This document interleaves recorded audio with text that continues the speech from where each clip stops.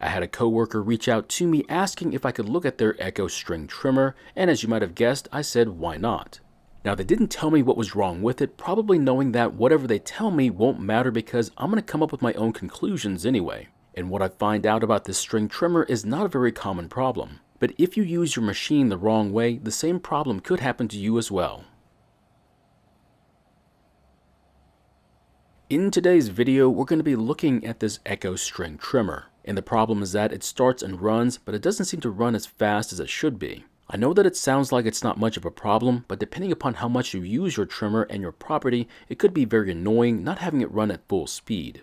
Now, I'm going to try and repair this string trimmer, but yours might be different, so this might not work on yours. So if things are not working out for you like in the video, please ask about it, and I'll be glad to answer your questions. Now, most consumers would be happy just to have their trimmer start and run no matter how badly it ran, which might be okay if you have a small suburban lot. But I would think most consumers would like the idea of having all the power their trimmer could muster up. So in essence, we're going to do a tune-up on this engine, which I hate to say is something most consumers never ever do. So here's the deal, you don't have to replace everything on the engine, instead a good inspection would be good enough for me.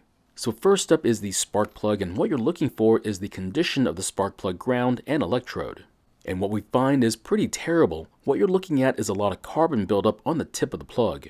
And if this gets bad enough, it could get in the way of the spark and make starting this engine a whole lot tougher than it needs to be. Now, unfortunately, I don't normally carry this spark plug in my toolbox, so in the meantime, I'll just put it back in. That way we can try and start the engine and see how it ran for them. Now, who knows, it might not be as bad as it seems.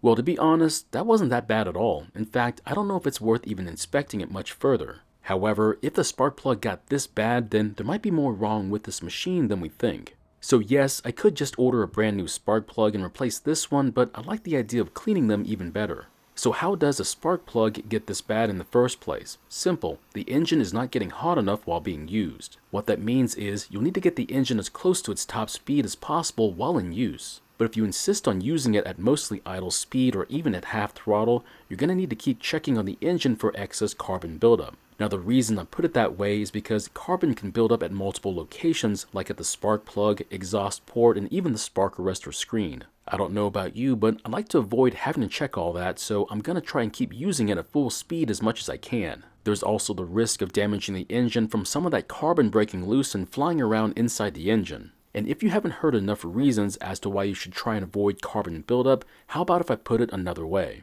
If it gets bad enough, you're going to need to buy a new trimmer to replace the one you just destroyed. So if the threat of having to spend money on stuff doesn't do it, then I don't know what will. It also turns out that the air filter is covered in what looks like old spilled fuel. Now it's not currently wet with fuel, it's mostly the oil that remains, but the oil will interfere with the airflow through the filter. This will cause the engine to run rich with extra fuel, which could cause the engine to produce yet again more carbon than it should. Now if you're worried about me getting water inside the carb, don't worry about it, the choke lever is closed and I'm not going to spray water in there either. Admittedly, this trimmer wasn't that dirty to begin with, but there was a lot more dirt and oil on it than I'm comfortable dealing with. Now because I'm interested in checking the spark arrestor screen, I want to remove the engine cover and give that area a rinse as well. Now all this cleaning is not needed, but it does help to make it a lot easier for me to film. And besides that, when I give it back to my coworker, they'll be quite surprised at how new it looks. Now if you do choose to wash it, don't forget to give it time to dry off before working on it.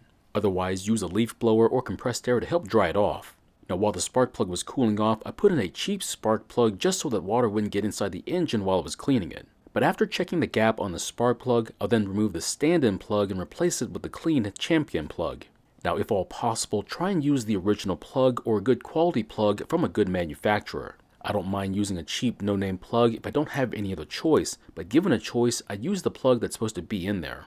Now as a test, I do want to see if a clean spark plug will make any difference from before.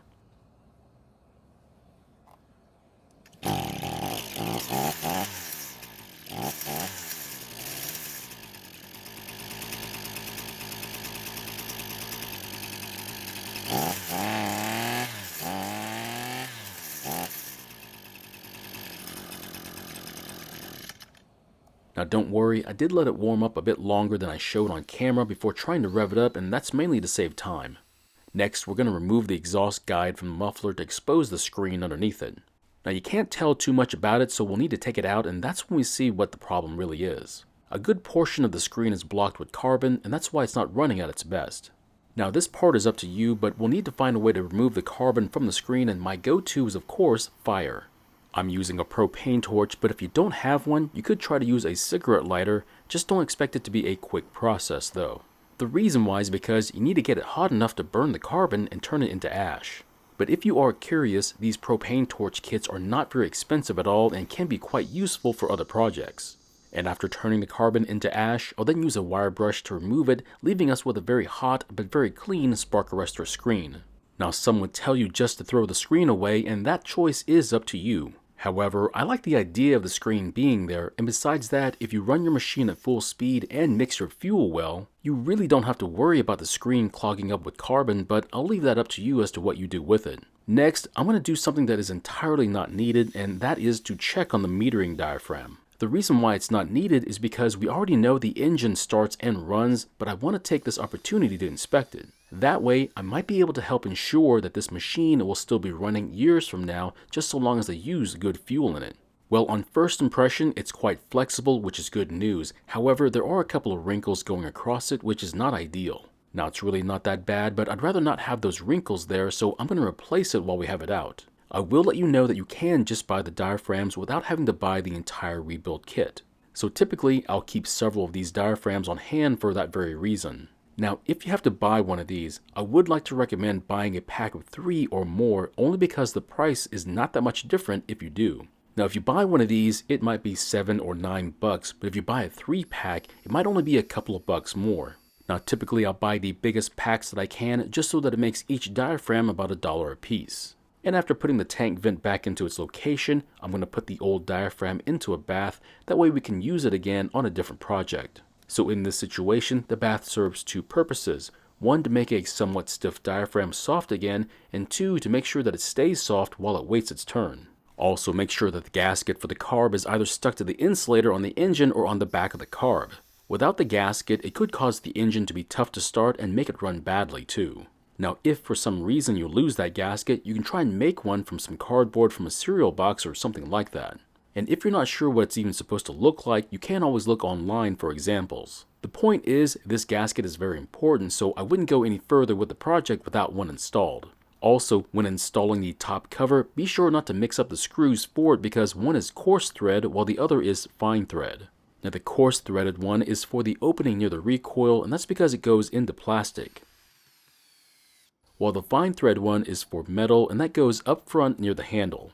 Now of course, I'm not going to reuse that oil covered air filter, and instead I'm going to install a new one. Now in a pinch, you can clean the old filter, you just need to find a way to get rid of all that oil. Once the filter and its cover are back on, we'll try and start the engine, let it warm up and see if it runs any better than before. Oh, and on this occasion, it's about 100 degrees outside, so I won't be using the choke to start it this time.